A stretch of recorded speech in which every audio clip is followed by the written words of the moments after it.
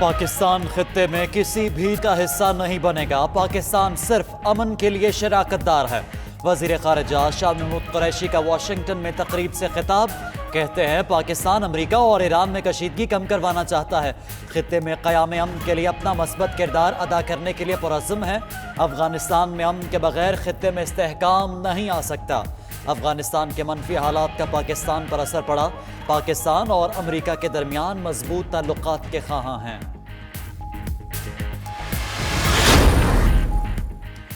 वज़ीर ख़ारिजा शाह महमूद कुरैशी की वाशिंगटन में रिपब्लिकन सेनेटर लिंडसे ग्राहम से मुलाकात।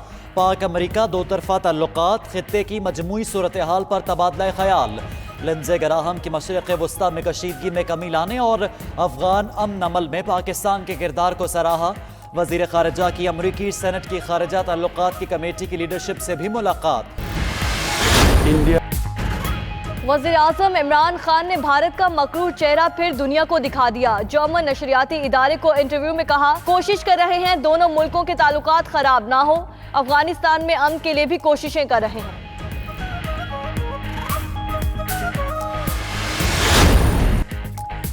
मेजर जनरल बाबर इफ्तिखार अफवाज पाकिस्तान के नए तर्जुमान मुकर्रर। Major general Asif Ghafoor GOC Okara तैनात। Major general Azhar Waqas DGNI बना दिए गए। नए DGI SPR major general Babar Iftikhar का कमान एंड स्टाफ पोजीशनों पर काम का वसी तजुर्बा। कमान and staff college Quetta NDU और रॉयल कमान एंड स्टाफ कॉलेज उर्दन से फारिगुल तहसील हैं।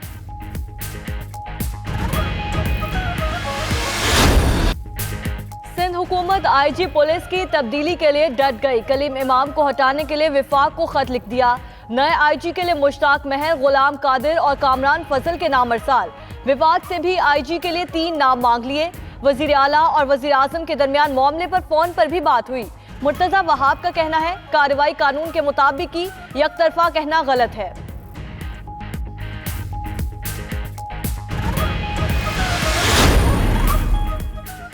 वजीर आजम ने फैसल वावदा की टॉक शोज में शिरकत पर पाबंदी लगा दी। फिरदौस आशिक एवान का कहना है फैसल वावदा पर पाबंदी 2 हफ्तों के लिए लगाई गई।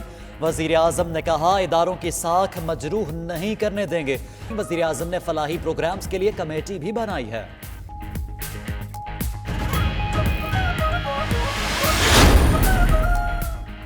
खालिद मकबूल सिद्दीकी ने वजारत से अपना इस्तीफा वज़ीर आज़म इमरान खान को भिजवा दिया। इस्तीफा खालिद मकबूल सिद्दीकी की जानिब से वज़ीर आज़म हाउस अरसाल किया गया। रहनुमा MQM ने वज़ीर आज़म से इस्तीफा फौरी कबूल करने की दरख्वास्त की।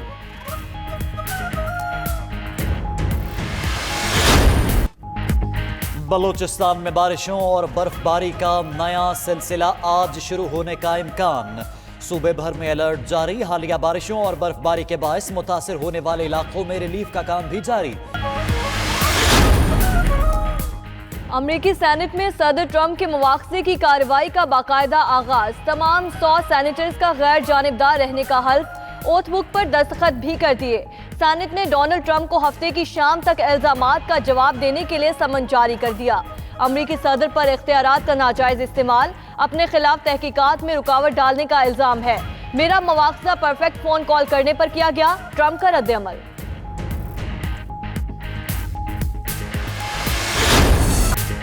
बांग्लादेश के खिलाफ T20 सीरीज के लिए तैयारियां। कौमी टीम का तरबियती कैंप आज शुरू होगा।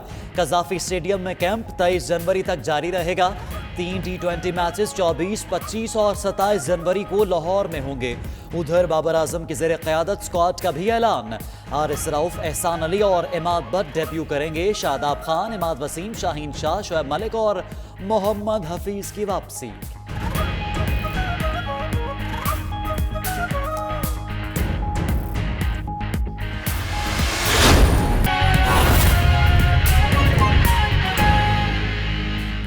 अभी आपको बराह रास्त लिए चलेंगे। हलीम आदिल शेख गुफ्तगू कर रहे हैं, आइए सुनाते हैं आपको। 96 मिलियन वाज रिलीज, बाकी रिलीज ही नहीं हुए। 15 billion allocated for operational budget और उसमें से out of this 6.1 billion has been released. 15 में से मतलब पैसे भी नहीं देते हो पुलिस को, सियासत भी पुलिस पे करना चाहते हो, अपने लोगों को बचाना भी चाहते हो। दूसरी बात मैं कहना चाहता हूँ, उसके बाद नकवी साहब को दे रहा हूँ। आपने आज इल्जामात मुर्तजा वहाब साहब ने दे दिए। इसके अलावा IG पे तो चलो आपने कहा निकालो उसको, दूसरा झूठ बोलते हैं। There is no consultation with the federal government. हम जिम्मेदार लोग हैं, कल आप लोग फरमा रहे थे, कुछ सॉरी आप लोग नहीं, कुछ हमारे दोस्त कह रहे थे कि आपको तो पता ही नहीं। अरे भाई हमें सब इल्म है। ख्वाहिशात का इजहार करना और होता है, मशावरत करना और होता है। अपनी ख्वाहिशात हैं, हमारे खदशात हैं। हम भी स्टेक होल्डर्स हैं सिंध के, हम सिंध की अपोजिशन के नुमाइंदे हैं। हमने सिंध के अवाम की बात करनी है। हमने खदशात बता दिए। अगर आईजी को हटा दिया, कल तो कोई नाम लेने वाला, नो करने वाला कोई नहीं होगा। ये गुलामाना, और लगा किसको रहे, सदके थी वहाँ थेबो साहब। मैं उनकी जात पर बात नहीं करना चाहता। 7 महीने बाकी हैं, 3 साल की पोस्टिंग दे रहे हैं। आखिरी 7 महीने जिसकी रिटायरमेंट में बाकी हो, ये तो इनकी सोच है। नेम नंबर 1 थेबो साहब। तो बात यह कि नाम तो फिर अव्वल तो ये आईजी साहब कहीं नहीं जा रहे, इंशाल्लाह आखिरी वक्त तक जाएंगे इनके लिए हम, क्योंकि हमने अपना केस भेज दिया है। गवर्नर साहब को बताया है, प्राइम मिनिस्टर को भी बता रहे हैं कि सिंध में इनके काम पे नहीं होना चाहिए। नहीं तो लगाना था एडी ख्वाजा को लगा दो, हमारे भी नाम है, आफ्ताब पठान लगा दो, अमीर शेख लगा दो ना। तो बात यह है कि हम समझते हैं कि इन्होंने बड़ा जुल्म किया है, और अगर सब कुछ ठीक था तो क्या एक्शन लिया इन्होंने। सिंध को एड्स लगा दी गई, क्या एक्शन लिया हेल्थ डिपार्टमेंट के खिलाफ? क्यों नहीं निकाला सेक्रेटरी हेल्थ को, क्यों नहीं हटाया फुप्पो को? 2 लाख लोगों को कुत्ते खा गए, क्यों नहीं एक्शन लिया? जो भी जिम्मेदार था। थर में हजारों बच्चे मर गए, क्यों नहीं एक्शन लिया? गंदुम की बेरियां चोरी कर दी गई, फूड डिपार्टमेंट में क्राइसिस आ गया, क्यों नहीं एक्शन लिया?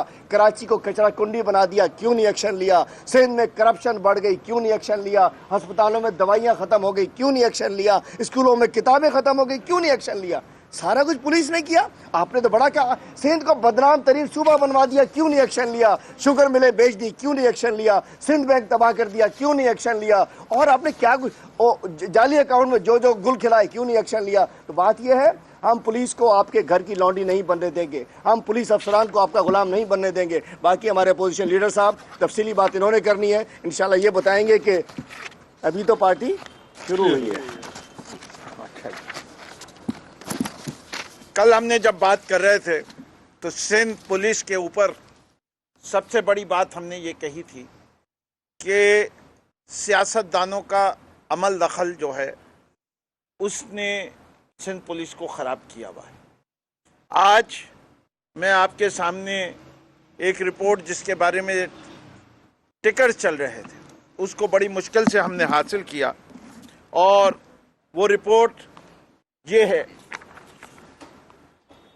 जो डीआईजी पुलिस को लिखी गई है, और डॉक्टर रिजवान इसके ऑथर हैं। चार्ज किस पे लगता है जरा वो सुनते जाइए। इम्तियाज अहमद शेख अपने क्रिमिनल विंग को इस्तेमाल करता है अपने सियासी मुखालफिन के खिलाफ, क्योंकि वो उनमें खौफ पैदा कर सके। उसके आदमियों ने उसके एक सियासी हरीफ जिसका नाम शाहनवाज बरोई है, उसके बेटे को मारा, और उसको भी कह रहा है अगर उसके खिलाफ केस शुरू किया तो एक्शन करेगा वो। इम्तियाज अहमद शेख की भूख ऐसी है कि वो हर वक्त चाहता है कि इलाके की पुलिस उसके अंगूठे के नीचे रहे, और वो हर वक्त एसएसपी को डिस्ट्रिक्ट के प्रेशर में रखता है कि उसके मर्जी के लोगों को उसके इलाके में लगाया जाए। और बहुत सारे जो पुलिस ने रेड किए वो इसलिए नाकाम हो जाते हैं कि इन लोगों का ताल्लुक क्रिमिनल से होता है। फिर वो आगे कहते हैं कि सिवियर रेजिस्टेंस मुझे मिल रही है इम्तियाज शेख से। जो पोलियो टीम का सामान चोरी हुआ उसमें उनके भाई मकबूल अहमद शेख के गनमैन पाए गए कि वो उनके ताल्लुकात हैं कच्चा एरिया के डाकुओं के साथ, जो कि लोगों को अगवा करते हैं और पुलिस को प्रेशर में रखते हैं। राव शफीउल्लाह इंस्पेक्टर जो थे, जो शहीद हुए, उसके पीछे जो लोग मारे गए, मारने वाले थे, उनका ताल्लुक भी जो था वो सरदार तेगो खान तगानी के लोग थे, और सरदार तेगो खान तगानी जो हैं इम्तियाज शेख के राइट हैंड मैन माने जाते हैं। फिर ये लोग क्रिमिनल एक्टिविटीज में हैं, इसी तरीके से इम्तियाज अहमद शेख और उनके बेटे फराज अहमद शेख और भाई मकबूल अहमद शेख और उनके बेटे सरपरस्ती करते हुए पाए जाते हैं।